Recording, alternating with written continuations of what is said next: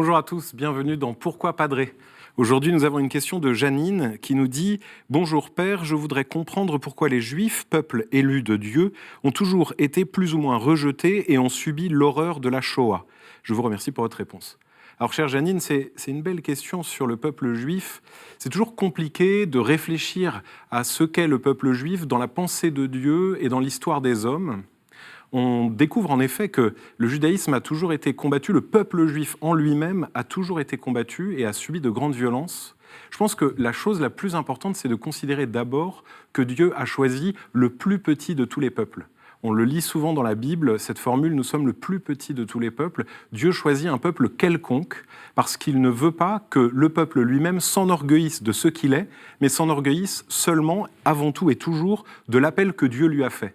Le peuple juif est un peuple choisi par Dieu de manière mystérieuse. On ne sait pas pourquoi c'est eux et pas d'autres qui ont été élus. C'est le mystère de la vocation divine. Et donc Dieu choisit un petit peuple. Et il veut du coup montrer que lui reste fidèle à son alliance et qu'il les garde toujours sous sa main, quelles que soient les circonstances extérieures et la haine qui peut se déployer à leur rencontre.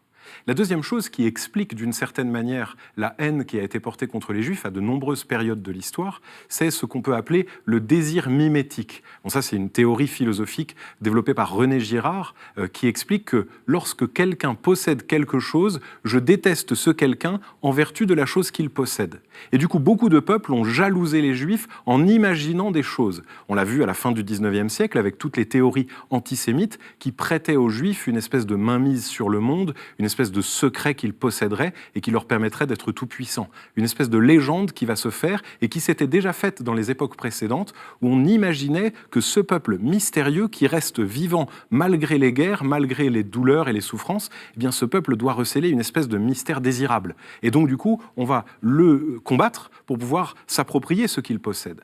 Mais au final, on comprend que ce peuple élu est le peuple qui va conduire les autres. Et c'est ce que dit le livre d'Isaïe, ce peuple qui sera le fanal, l'étendard pour tous les peuples du monde. Les Juifs sont élus non pas pour être les meilleurs et pour être à l'écart des autres, mais pour être les premiers qui attirent avec eux et vers le ciel, vers Dieu. C'est pourquoi le Christ vient du milieu du peuple juif sans aucunement renier sa judéité. Il est bien un Juif qui vient sauver le monde entier. C'est du judaïsme que naît le salut pour tous les hommes, le salut universel. Et du coup, le mystère du peuple juif est encore aujourd'hui ce mystère qui nous attire vers Dieu, ce Dieu qui choisit les hommes pour les mettre auprès de lui, pour les sauver. Merci pour votre question, Janine. Vous pouvez continuer à nous poser des questions à pourquoipadré@ktotv.com, ça c'est pour le mail. Vous pouvez aussi le faire sur les réseaux sociaux avec le hashtag pourquoipadré et vous pouvez retrouver cette vidéo sur ktotv.com. À très bientôt.